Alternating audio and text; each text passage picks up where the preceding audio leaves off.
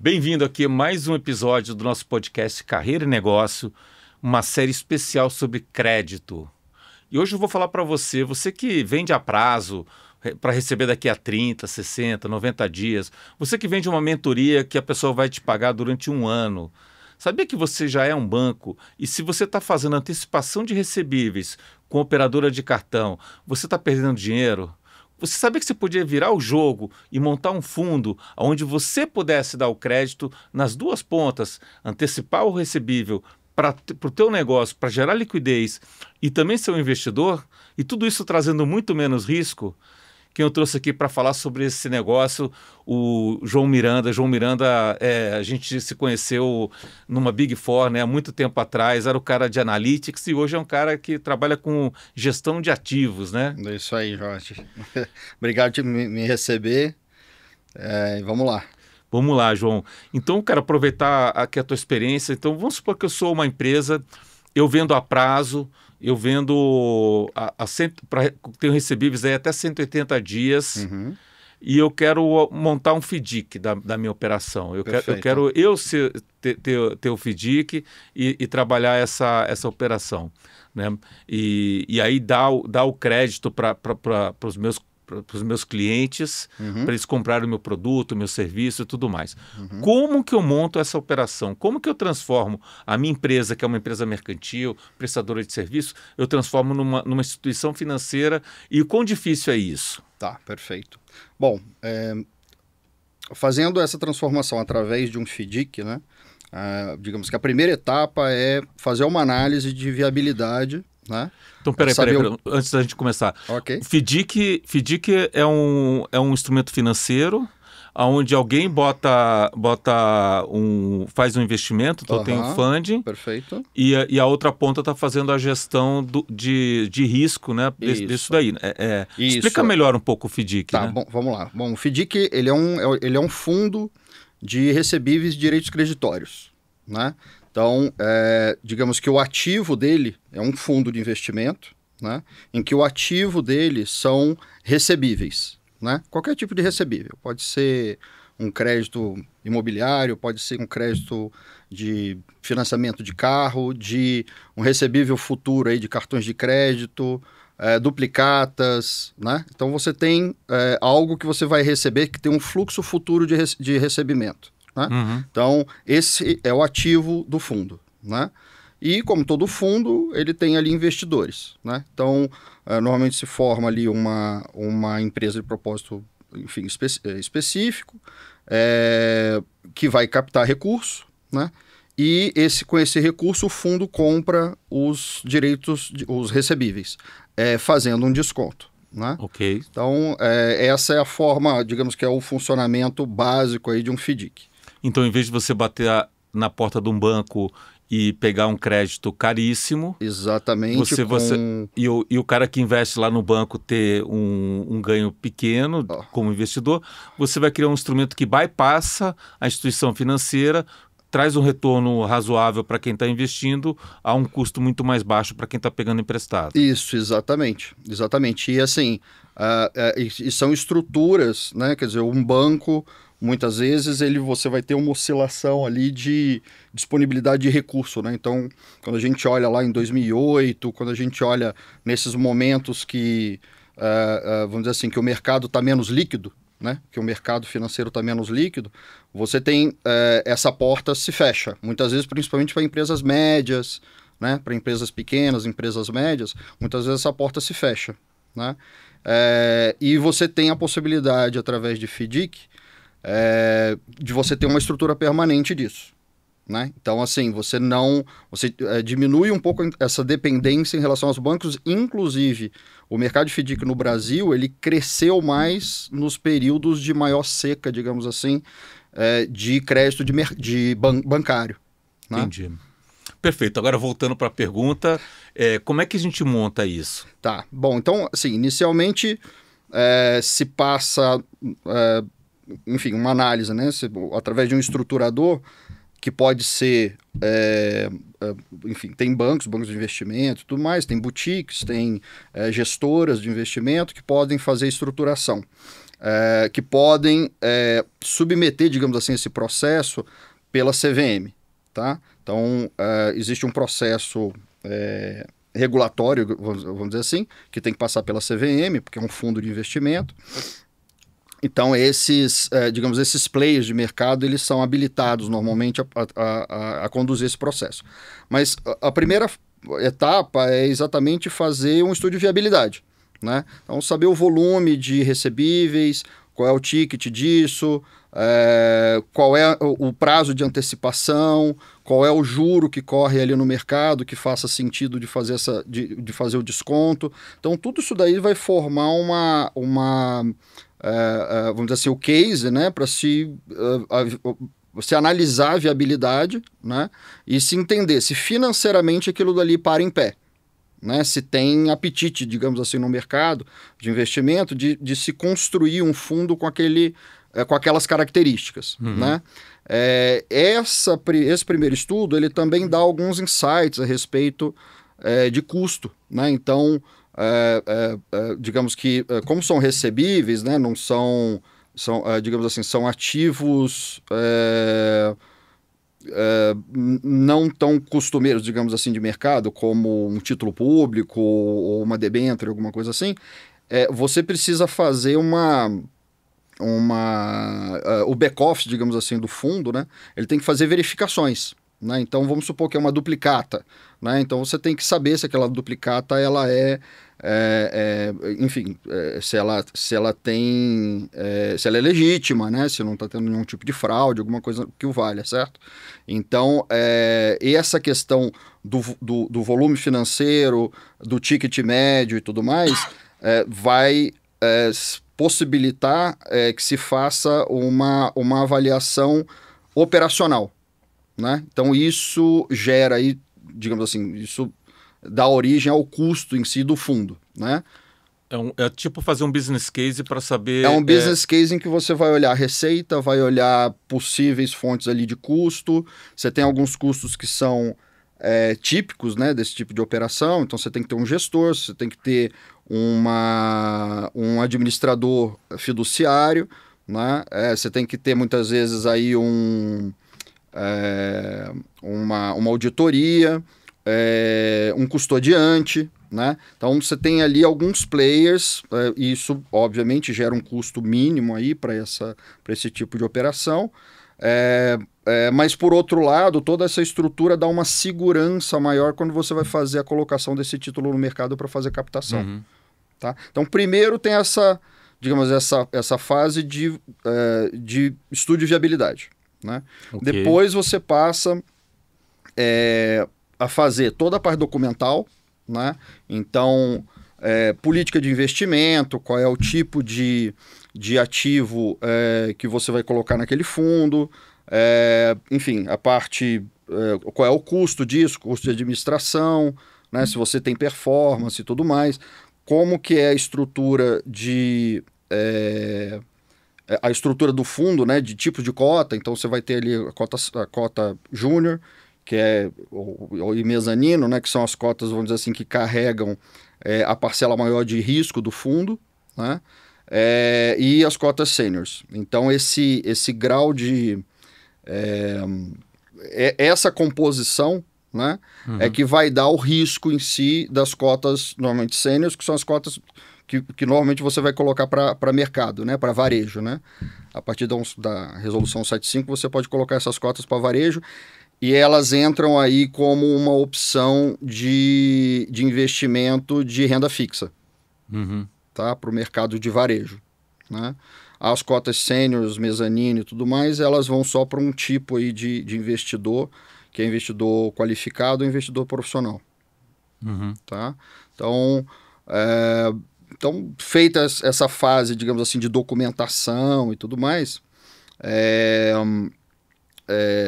você submete, né, a CVM, né? Tem um processo na CVM, faz a contratação desses prestadores de serviço, né? Que é custodiante, o administrador fiduciário e tudo mais, auditoria, se for necessário, e passa a operar em si. Tá, então você está falando aqui que a questão das cotas é que tem toda uma engenharia aqui de quem vai ficar com mais riscos ou menos risco. Isso, Então, de subordinação. Uhum. Aí o cara que está tocando a operação, que conhece o cliente, que está aprovando a operação, ele entra numa cota mais júnior para mostrar para todo mundo que ele está disposto a tomar mais risco. Exato. Aí você abre para o mercado a cota sênior para de fato captar a grana. Exato. Né? E aí com isso transforma-se num instrumento atrativo que garante captar 50, 100, 200 milhões. Né? Isso, é isso aí. E aí você está falando, olha, e além disso tem que contratar algumas estruturas. Né? Então o dinheiro não vai ficar na mão do cara que está tocando, o dinheiro vai ficar com custodiante, para garantir o quê? Que tem uma blindagem, usar o dinheiro para os fins do próprio FDIC. Né? Isso. Aí, o custodiante, ele digamos assim, ele vai ter a custódia, quer dizer, ele vai ter como é que a gente pode dizer? Ele garante a existência, né, daqueles ativos. Uhum. Né? Então, ele é que tem a posse, vamos dizer assim, do ativo, né? dos recebíveis, exatamente. Tá? Então, o administrador fiduciário, ele tem uma série de responsabilidades, né? Entre elas, operacionalizar, né? Então, o gestor, normalmente, ele não tem acesso ao recurso, nem tem acesso ao ativo, né? Ele toma as decisões e ele comanda uma compra ou uma venda, enfim, de um determinado ativo, né? Então ele comanda isso daí, envolvendo o custodiante e envolvendo o administrador fiduciário. Então, essa divisão, né, de papéis, digamos assim, é que dá, né, quer dizer, isso é uma exigência regulatória e ela serve para dar uma segurança, digamos assim, para o mercado, né, de que, enfim, de que ali você, né, não tem fraude, que você, ou pelo menos que uma série de cuidados estão sendo tomados, né, porque você está captando recursos de terceiros. Né? Uma vez que você está captando recursos de terceiros, você tem uma série de responsabilidades fiduciárias. E tudo isso sobre assim, as regras da Comissão de Valores Mobiliários, né? Exatamente. Igual se fosse ter qualquer outro título. Qualquer, né? Fundo. Exatamente. Não, qualquer perfeito. Fundo. Aí chegamos nessa fase, né? Quanto tempo leva essa fase até? Olha, a gente... eu acho que assim, depende de alguns pontos, mas eu imagino aí que entre 2, 3 meses... em média, seja possível se levantar para qualquer tipo de recebível, né? Qualquer tipo de empresa. Aqui a gente está falando dos FDICs padronizados, digamos assim. Né? Não, perfeito. Isso. E aí depois, qual é o próximo passo? Agora o fundo está estruturado, entre uns 3 meses já inclusive está captando, né? Isso. Bom, aí passa a operacionalizar em si, né? Captou o recurso, e você o fundo passa a comprar os recebíveis, né? Então, é nesse momento em que efetivamente a empresa, né, digamos assim, que está o cedente, né, ele efetivamente tem acesso ao recurso, né? Então, o fundo ele compra os recebíveis, né?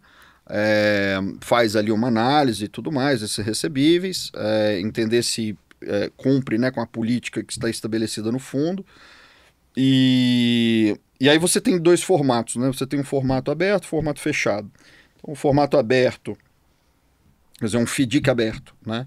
Ele proporciona resgates ao longo do tempo, né? Isso também sob a política, né? Tem uma política de resgate, quer dizer, entre aqueles documentos iniciais lá você tem a política de resgate. Tem também ali as remunerações no meio do tempo, principalmente se for um fundo, forem cotas para varejo, né? E você tem também os tipo fechado, né? Então, o FDIC fechado, o que acontece? Você não tem resgate no meio do tempo, aquele recurso ele fica investido no fundo, né? Que pode reinvestir comprando novos recebíveis, e até que chega um determinado período que o fundo é liquidado, né? Então, assim, você tem essas duas modalidades, digamos assim, de FDIC, né? O aberto e fechado. Tá, então, por exemplo, eu vendo bobina, vendo há 180 dias. Isso. Então, eu levo lá uns 2, 3 meses para estruturar esse fundo FDIC, né? Aí, quem vai tocar esse fundo FDIC, toda a parte de compliance e governança são terceiros, que você já descreveu. Isso. Mas na hora que ele entra operacional, eu faturo, eu vendo a minha bobina, na hora de faturar a bobina, o cliente já recebe as instruções de pagamento direto para o FDIC, né? Isso. Os recebíveis já vão para o custodiante. Os FDICs vão para o custodiante, com um detalhe. A partir do momento que o fundo tem esses recebíveis, quer dizer, ele tem a propriedade, mas existe um vínculo legal do cedente, né? Que seria a fábrica de bobina, né? Que seria a fábrica de bobina. Então, ela tem, digamos, uma corresponsabilidade, né? Essa é uma outra camada, digamos assim, de segurança, né? De responder sobre créditos que eventualmente não se performem, né? Então, porque senão, né, é exatamente para evitar algum tipo de fraude que você passa algum crédito podre, algum NPL, sem dizer que aquilo dali é um non-performing loan, né? Tá? Então existe essa corresponsabilidade, digamos assim. Mas a princípio é isso. A empresa de bobina, ela passa a propriedade, digamos assim, desse recebível para o fundo, e o fundo passa o recurso do desconto, digamos assim, para a empresa. É isso aí. E aí, lá na outra ponta, os caras que investiram no fundo, um dia aí vão os receber... investidores, eles têm exatamente aquele recebível lá na frente, né? Perfeito. E aí já está, então, depois de 3 meses já está operacional, você pode começar a crescer tua operação com... Exatamente. Aí você tem... Você passa a ter esse funding, né? Quer dizer, aí digamos assim, você não passa... É um pouco diferente, por exemplo, do banco, que muitas vezes vai perguntar para que você vai usar o recurso e tudo mais, né? Então, mas aqui você tem um recurso, digamos assim, mais livre, porque você está antecipando, né? Você está simplesmente fazendo uma troca de ativo. Então vamos supor agora, eu sou essa empresa de bobina, minha operação ela é rentável, tem uma margem baixa, assim, uma margem de padrão indústria, sei lá, uns 20%. Tá bom 20%? 15%, talvez. 15%. Então tem uma margem de 15%, só que essa margem não permite eu crescer as vendas numa determinada velocidade. Porque a bobina que eu vendo, vou receber daqui a 180 dias, eu tenho que comprar todo o material, os insumos e tudo, e eu não consigo negociar com os fornecedores um prazo melhor do que esse, né? Um prazo mais longo do que esse. Então eu tenho que botar dinheiro para produzir a bobina, vender ela para receber daqui a 180 dias com uma margem de 15%. Isso. Então, em alguns momentos a minha operação cresce, eu fico descasado, eu tenho que pegar no banco e fazer uma antecipação e pegar o dinheiro lá direto com capital de giro, alguma operação financeira. Isso. Nesse cenário, qual é a vantagem para mim, né, essa fábrica de bobina, qual é a vantagem de eu montar um FDIC? Por que eu deveria montar esse FDIC? Tá. Bom, tem algumas vantagens aí que podem estar na mesa, né? Uma delas, bom, assim, em relação, por exemplo, a banco, né? Uma alternativa a banco em si, né? Então, uma delas é que, digamos assim, está se consolidando, já está consolidado no mercado, que o próprio... digamos assim, que o próprio tomador ele pode entrar como investidor no fundo, tá? Então, uma ponta é essa, né? Para a empresa, simplesmente, o FDIC ele é mais uma alternativa que tem que ser avaliada frente a banco, né? Então, como a gente colocou inicialmente, né? Eventualmente existem momentos, né? Vamos dizer hoje, né? Que que o juro está em 15%, alguma coisa assim, né? O juro básico, a Selic, né? O mercado normalmente vai ficar mais seco, né? Você vai diminuir a quantidade de crédito no mercado. Então, muitas vezes você não tem a opção de banco.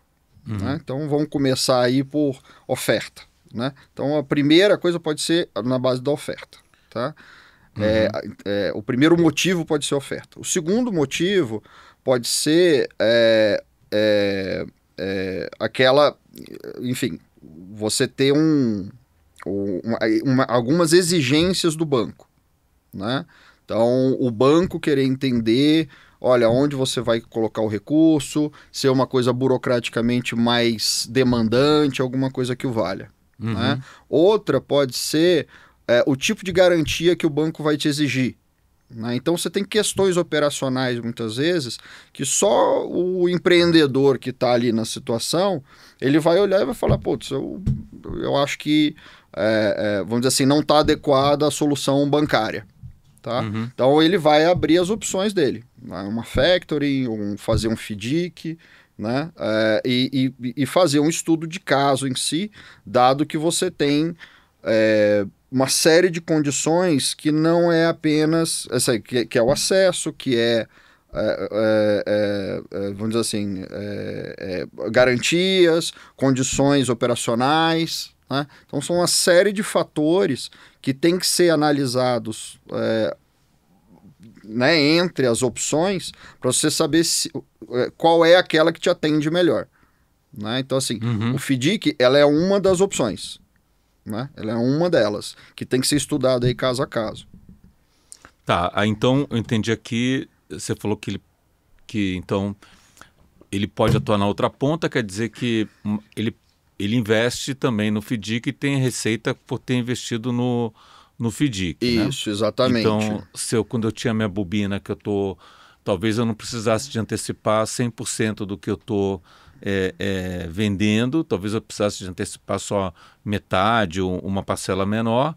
Então o capital que eu estava usando para financiar, ele vai lá para o FDIC. Isso. E eu vou ter uma remuneração desse capital por estar fazendo isso. Exatamente. Né? Aí você falou que o outro aspecto é que eu faço a gestão de para quem que eu vou dar o crédito.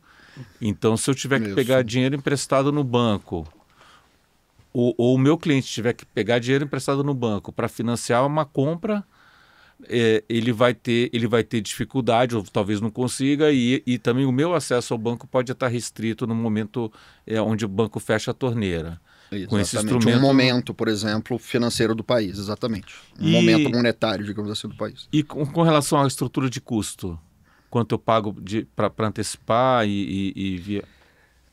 assim, aí a gente teria que fazer o comparativo, né, no caso, de qual é o tipo de linha de crédito que ele estaria tomando no banco versus FDIC, né? Então, se é um capital de giro, se é, enfim, a emissão de uma dívida, né? Então, teria que entender um pouco de acordo com o porte da empresa e da necessidade de capital que ela está tendo. Né? Então, você vai ter linhas mais caras, bancárias, né? E linhas mais baratas. Vis-a-vis, por exemplo, o tipo de garantia que ela está colocando no banco. Tá? Então, isso do lado bancário. Do lado do FDIC, isso vai um pouco de apetite do mercado investidor. Né?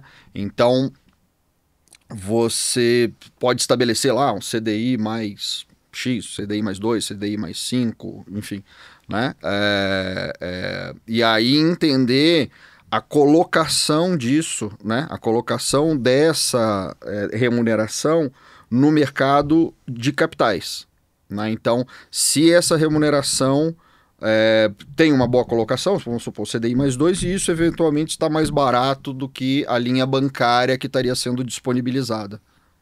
Tá? Então, o comparativo em si de custo financeiro vai ser algo que você tem que analisar, né, frente a um mercado investidor.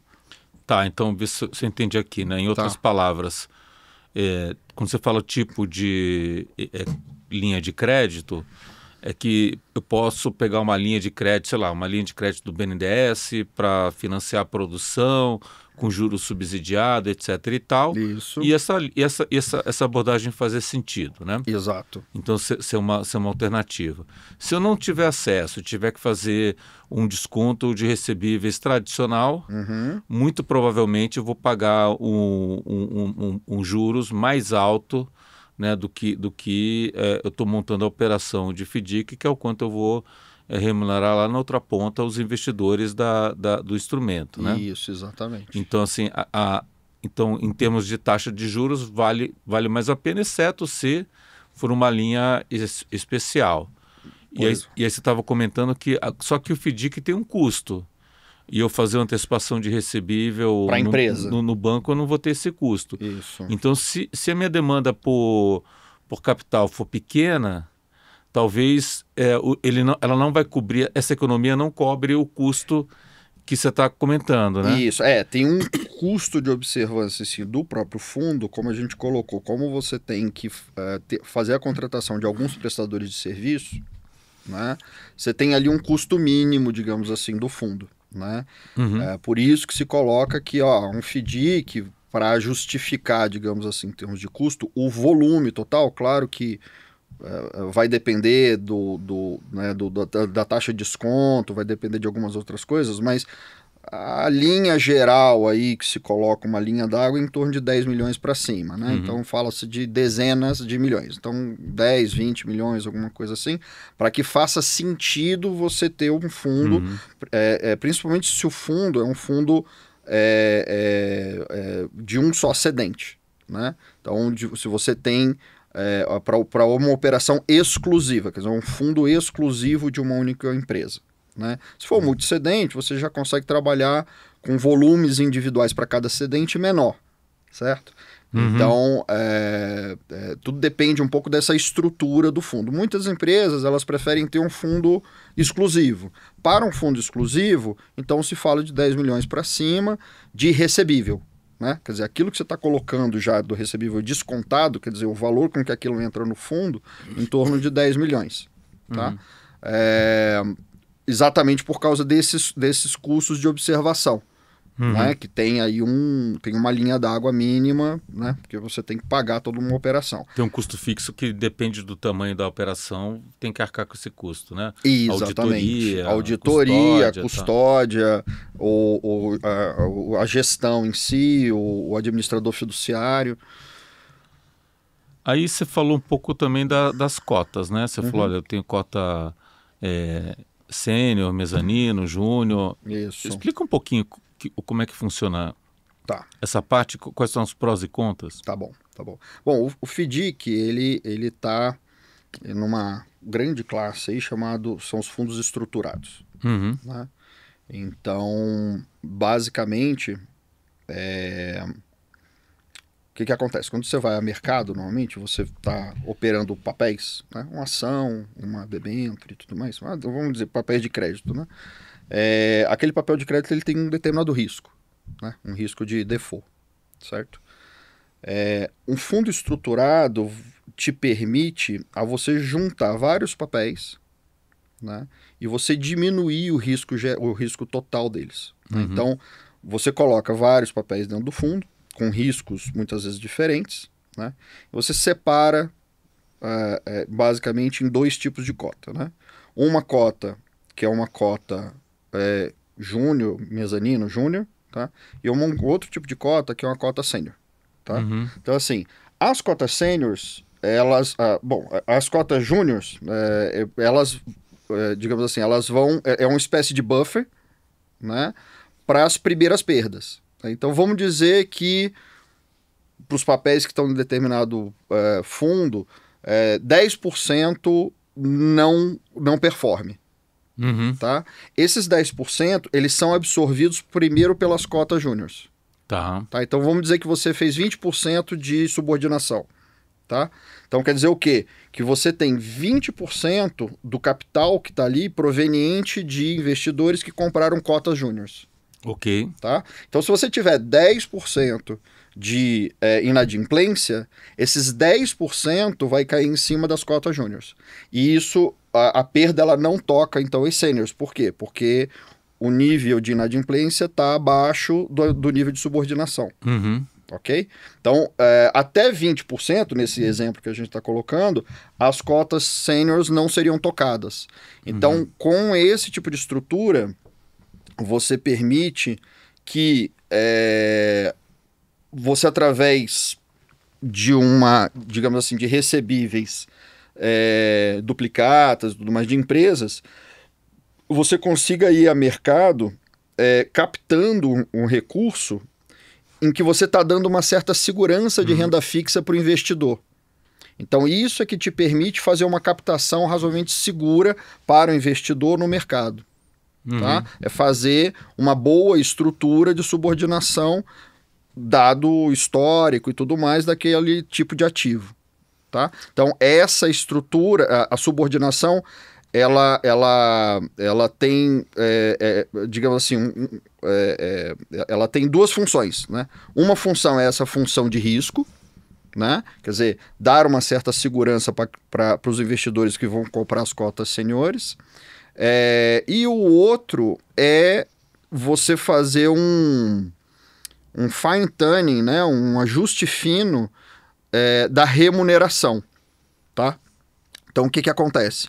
Você consegue fazer um reforço, por exemplo, de recebíveis para garantir uma determinada remuneração para o fundo. Né? Então, vamos dizer que você precise atingir, vamos dizer que você faz aí um estudo, digamos assim, né, no mercado de capitais, e você vê que aquele tipo de fundo, né, você tem que remunerar, vamos dizer, hoje Selic a 15%, você tem que remunerar, vamos supor, 18%, 20%.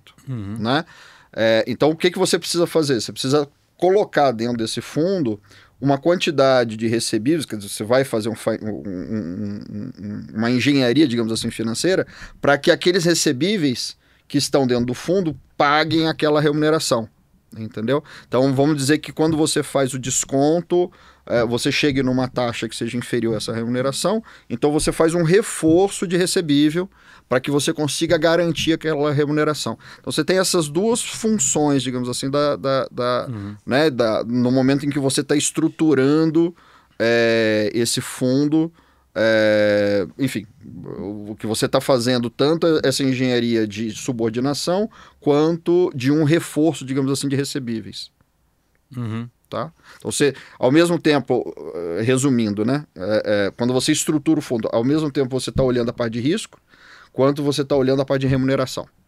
Tá? Então, esses são os dois principais pontos. Quando você vai ao mercado de capital, né, são os dois principais, pelo menos os pontos iniciais que né, que vai brilhar o olho ali do investidor.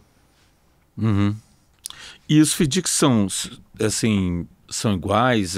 O que muda de um FDIC para o outro? O que é um FDIC bem feito e o que é um FDIC que dá problema?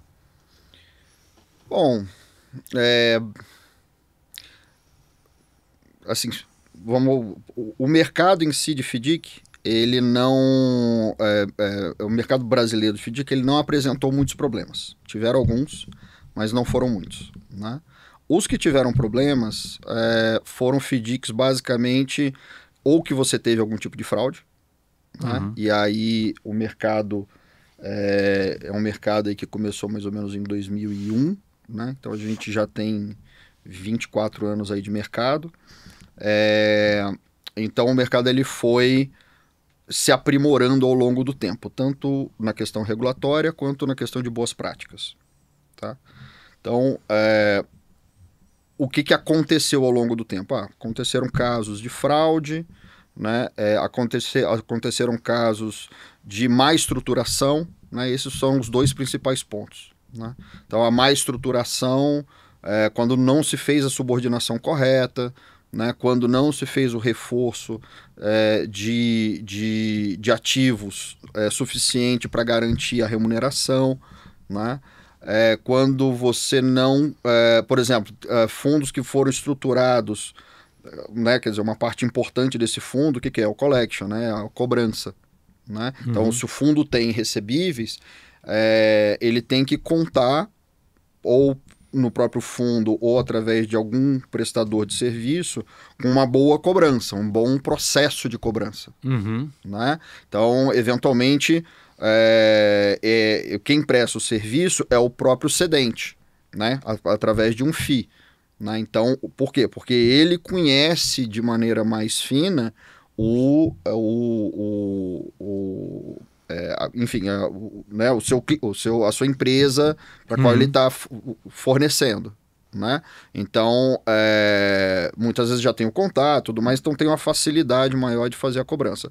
Então, assim, os fundos, quando a gente olha na estruturação, digamos que cada passo dessa estruturação, se for mal feito, ela carrega ali um risco operacional, né? Quer dizer, um risco de falhar. Né? Então, o mercado, quando falhou exatamente em algum ponto dessa estruturação. Uhum.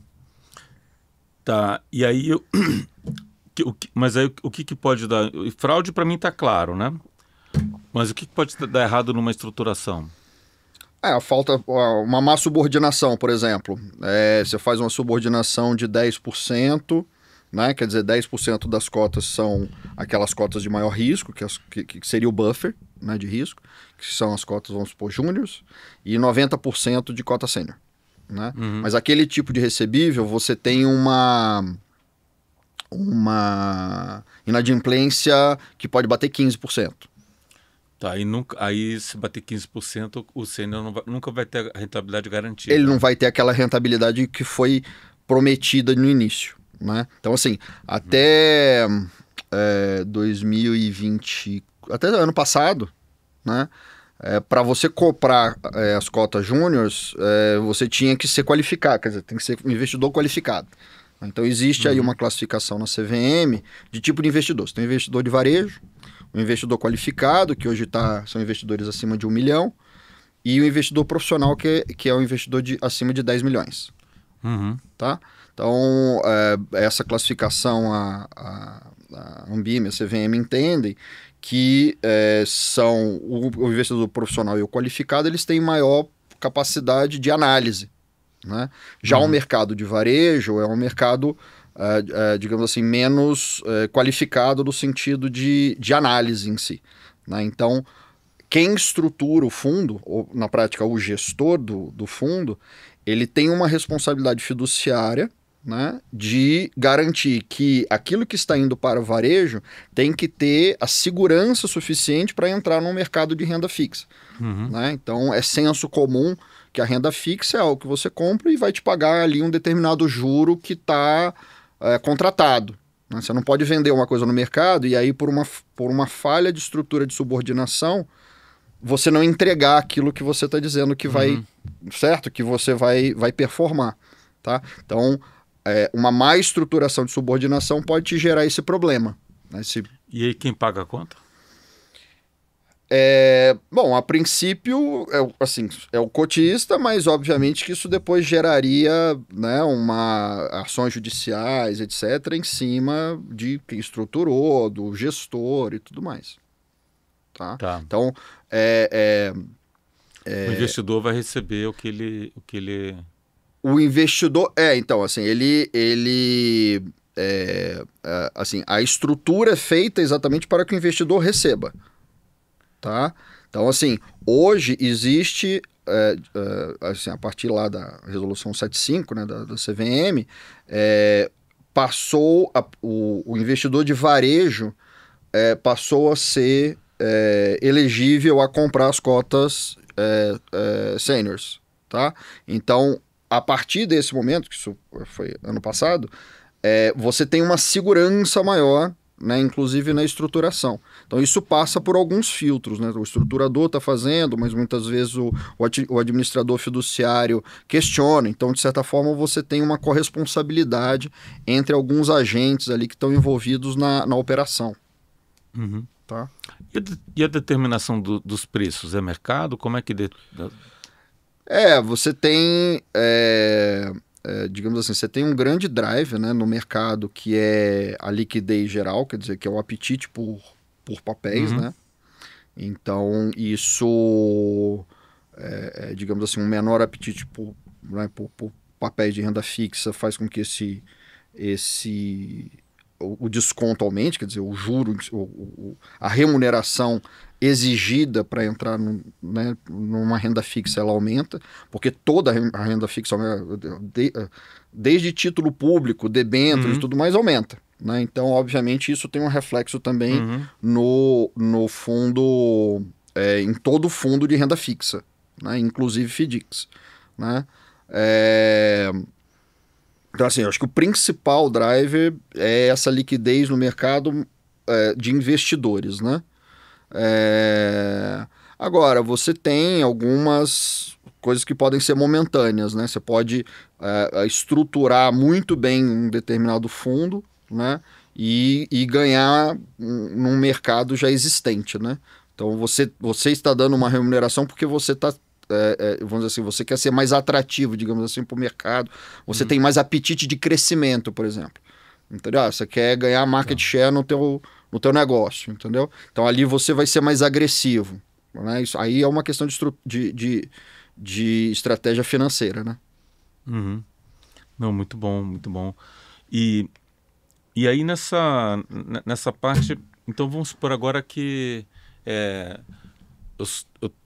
eu decidi que eu vou montar uma operação. Eu decidi que eu estou propenso a montar uma operação de FDIC. Perfeito. E agora você vai fazer um checklist para tomar essa decisão. O que você vai perguntar para mim para saber se vale a pena ou não montar a operação de FDIC? Tá. Bom, a gente começa então assim pelo volume. Volume. Né? Então, assim, olha, o que você entende ser necessário de recurso. Tá. Em seguida, olha, você tem os recebíveis suficientes para isso? Né? Quer dizer, aquilo que, dado a sua necessidade financeira, né, você está disposto a colocar nessa conta o volume suficiente de recebível? Acho que é um segundo ponto. O terceiro ponto é o desconto em si. Né? Olha, quais são as suas opções que você tem no mercado, né? De financiamento, então de custo em si, né? E que estrutura financeira, quer dizer, o quanto que você teria que estar descontando esses seus recebíveis. Né? Na ponta do cara que está fazendo o desconto de recebível. Isso, né? Aqui eu estou falando só com cedente. Tá bom. Né? Então, assim, a conversa inicial é se para o cedente faz sentido, financeiramente falando. Tá bom. Né? Essa é a primeira parte do checklist. Essa é a primeira parte do checklist. Mas depois tem que caber, tem que fechar a conta, né? Porque quem vai investir, como é que fica?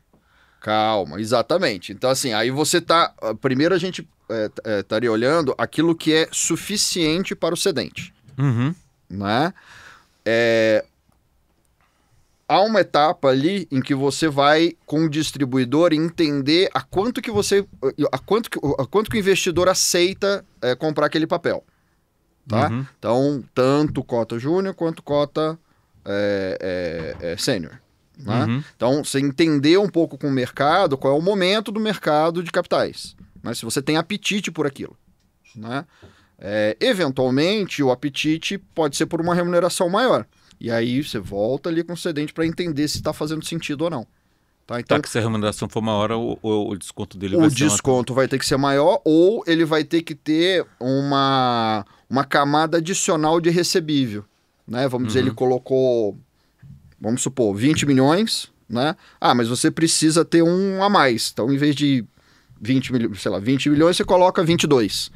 Entendeu? Então, se faz sentido para o apetite do cedente, fazer aquele adicional, digamos assim, para você garantir um pouco mais a remuneração na ponta lá para o investidor.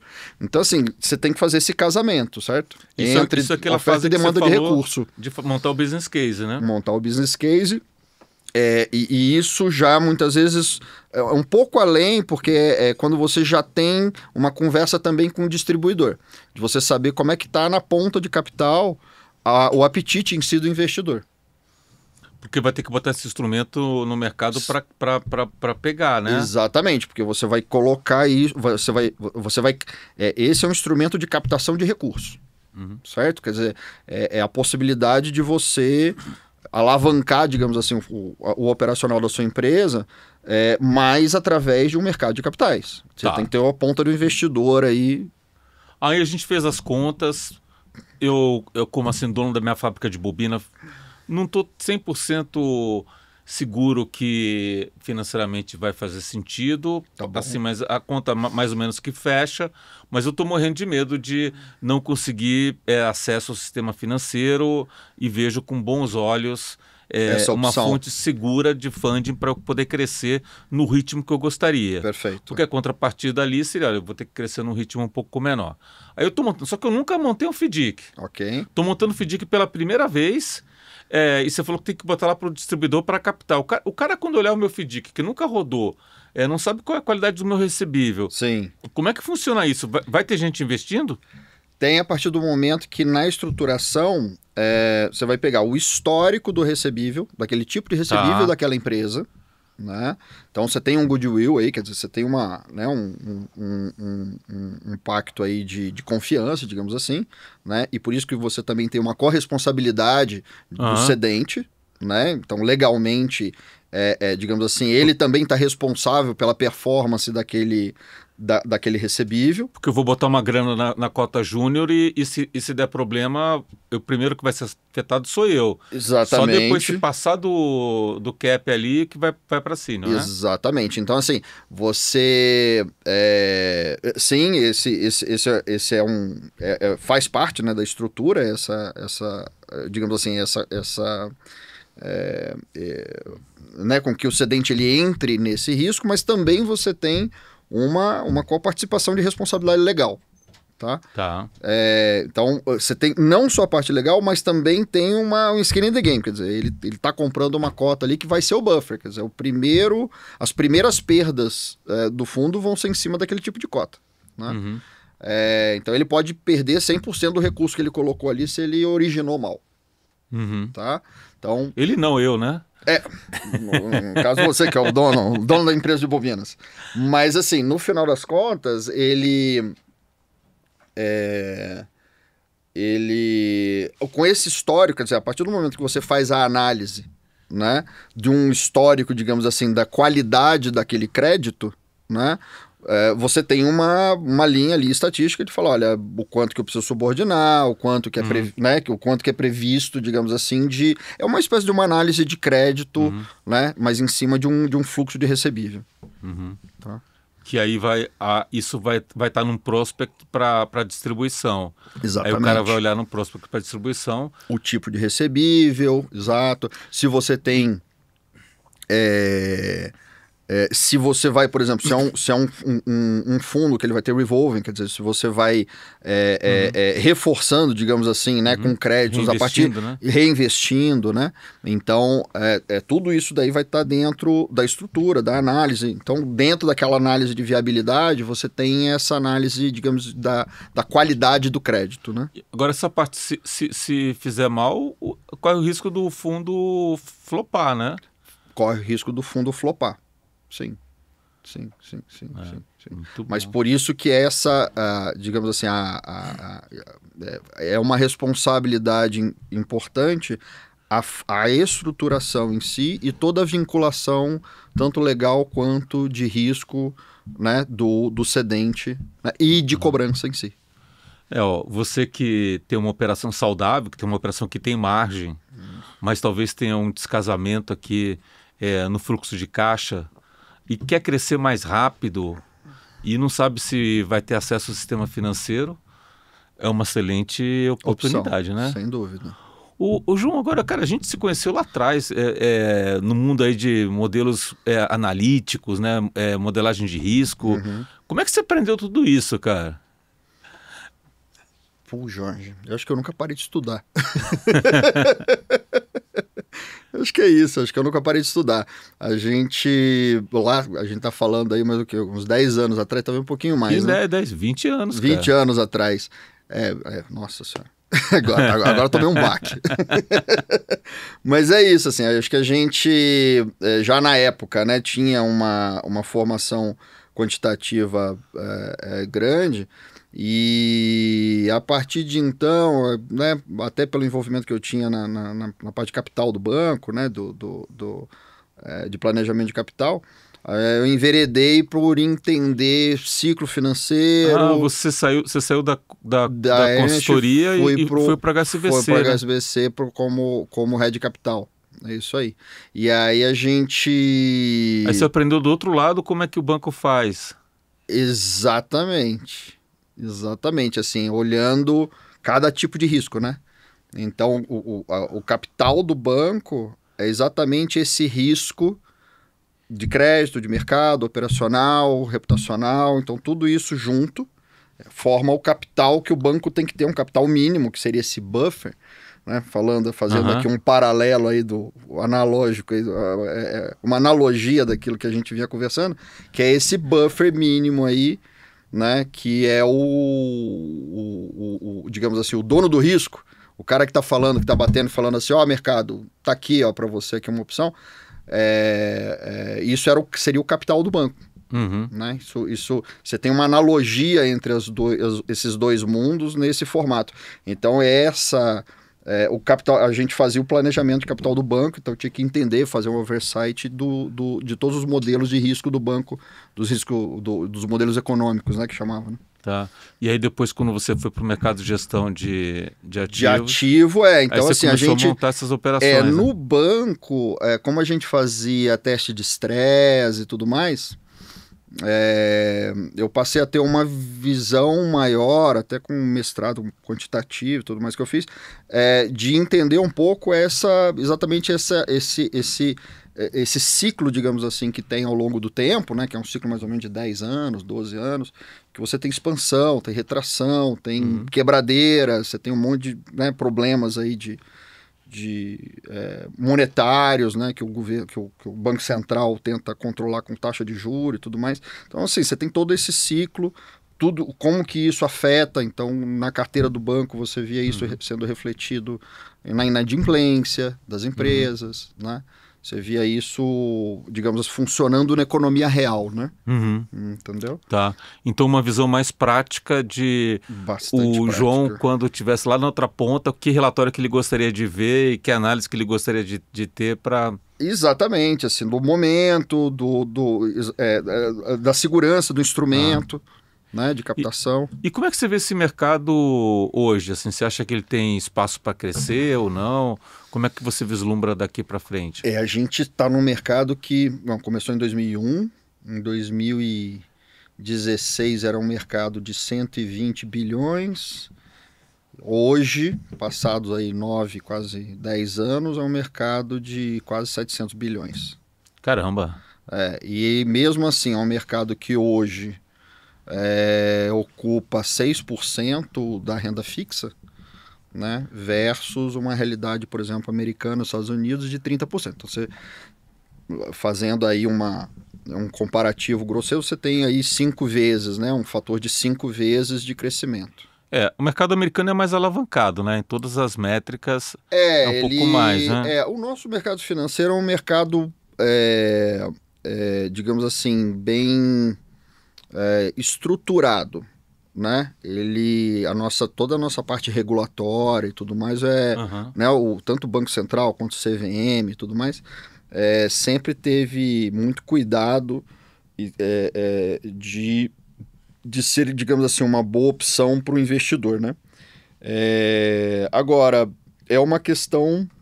esse crescimento é uma questão do mercado ir reconhecendo e perdendo, digamos assim, o temor de avaliar como opção, né? Não, muito bom. E quem quiser montar um FDIC, quiser te encontrar, como é que te encontra? Bom, tenho aqui meus contatos, posso passar? Seria mais e-mail, celular, esse tipo de coisa. Não, celular não. No LinkedIn, qual é o teu LinkedIn?